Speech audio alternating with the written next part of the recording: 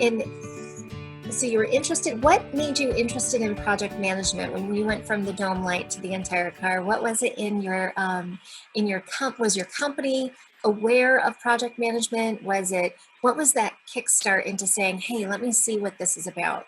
Okay, so when I was with Navistar, and just to give a foundation, Navistar builds and designs all the trucks that say International on them. They see the semi trucks going down the road. So Uh-huh.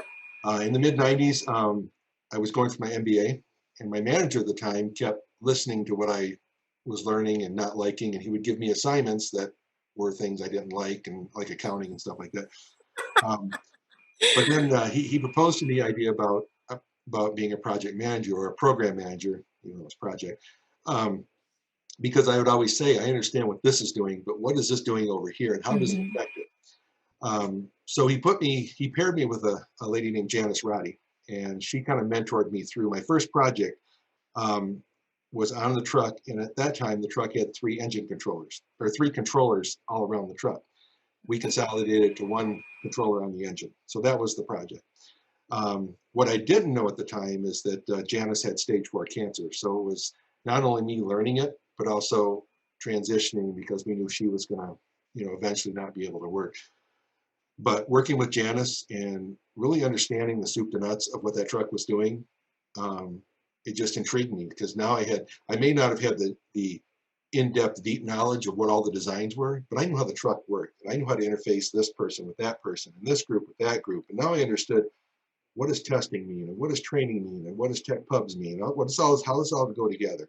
So that's really what excited me, and I never went back. And that's what happens. Yeah. That's what happens is you figure out like, oh, I can get everybody together. I can see the whole picture. And then we never let you go. Mm-hmm. That is what I also think is phenomenal about that story. And it's definitely, you never hear about women in electrical engineering. And so that's phenomenal that role was there, and she taught you all of that. Thank you so much for sharing that and the equality that project management brings. Exactly. That is phenomenal. So 3 controllers to 1 controller on a big semi truck. Mm-hmm. I don't think anybody knew there was controllers on a semi truck. We see a truck driver and a steering wheel and some big wheels, and my kids try to get them to honk on the highways, and Yeah, that's exactly. it. Yeah, it's like everything else. There's a lot of computers on the trucks, and back in Wow. the mid '90s, they weren't small computers; they were big, and we just had to consolidate everything together. So. That's fantastic. Now, here's another question for you. One of the things that I'm hearing as well is that you said, I got to know how every part of this particular item, this product, and this industry works. And oftentimes, also as project managers, we'll go in where we have no clue. It's a completely foreign industry. Yet, we take our basic project management principles, overlay it, and we're able to get that project, that service, that result done. Have you had any experiences in which you've walked into something where it was a little foreign and new to you? Mm-hmm. Yeah, when I started working for Bosch Security Systems in Fairport, uh, Okay. I walked in from my first day of work, and I got to the welcome desk. My boss came and got me and said, leave your stuff here. We're going to go in this room over here, and the customer you're working with is in there. So I went from not knowing what a commercial security system was to working with a customer who was not happy with the product and trying to lead a project that would bring them back to happiness. So that was a trial by fire where I got thrown into the fire. Yes. It was actually very fun, because most of my career has been in block and tackle tactical project management. And I really enjoy getting into getting in the mud, rolling my shirt sleeves up, and making it happen. So that played into that. The Okay. second project there was they said this project has been late. It's 2 years late. It's way over budget. We need it delivered in a year.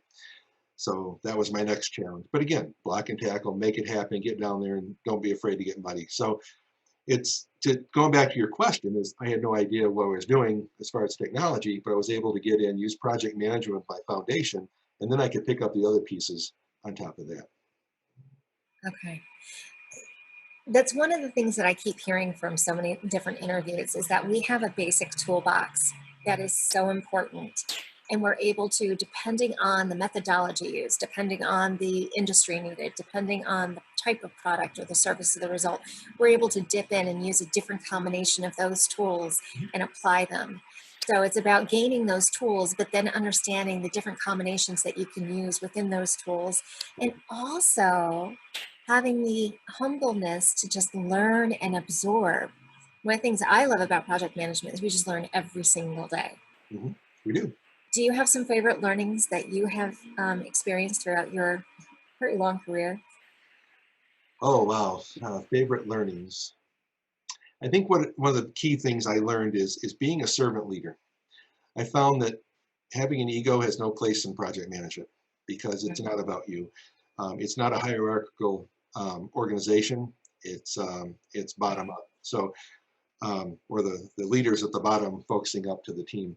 So if there's anything I've learned, it's been to be a servant leader and give all you can to make sure that the project succeeds. And also to make sure that you pass down the praise and you accept responsibility for things when they don't go right. And I found that builds your trust in teams. It brings excitement to your team and allows you to do better than you could if you didn't have that support. Yes. Yes. And it's all team building. It That is. trust and that team building there. Yeah. Definitely. Yeah. I mean, I can give you an example of when we did that. When I took over the one project I told you about that was 3 years late, they had daily stand-up meetings. So people would file in like it was a funeral procession. And we would have the standing meeting and nobody would talk. So I was going through my garage one day and I found a Nerf football. And I took that into work. And then nobody was talking, so I took the football and I threw it at somebody. And they didn't know what I was doing. I said, now, what's going on in your world? So they said what they were going on. I said, now toss the football to somebody else. So they did. After about 2 or 3 weeks, people were going in the room to see who's going to be the first one to catch football so they could say what their status was. Then we took it one step further and we said, Friday's Accomplishment Friday. You can't gripe any at all on Friday. You can gripe Monday through Thursday, but you can't gripe on Friday. And then we would have our Accomplishment Fridays, and I would give my weekly status updates to the leadership team. There was always a section for the weekly accomplishments. So that allowed me to give recognition to the team that things are going to go wrong, but look at all the good things we're doing in the team. Yes. And it was that team building, that trust, getting the camaraderie going, getting the fun in it. And that's the type of thing I like to see in a project team. Or that's my challenge I like to overcome in a project Building the morale up, building the spirits up. team. And that, I think that's another very important lesson for everybody. I think what I'm hearing is that projects go south often. Often. You think you're doing great, you think you're doing great, and the next day it's like, what happened? It's like Monday repeating itself. Why? Yeah, exactly.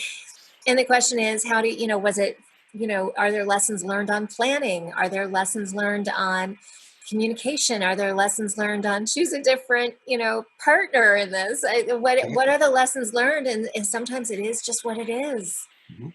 There was a discovery item nobody thought of, and all right, now how do we all work together and make it happen? Right. That brings another key attribute to a project manager, which is adaptability. You have to be Yes. adaptable to the current situation at hand. Yes, absolutely. Planning, adaptability, absolutely. So you were interested in the whole picture, how the whole truck works, Yep. and that got you into project management. Yes, it did. And you sought out, through your mentor, sought out project management representation in Indiana. Yes. Got a taste of what that was like, moved to Rochester in 2011, quickly got involved and quickly started putting in some positive impactful changes and efforts and support. So thank you very much. And you're still doing, I know we're talking offline about some governance stuff in regards to these interviews, and I can't thank you enough for that.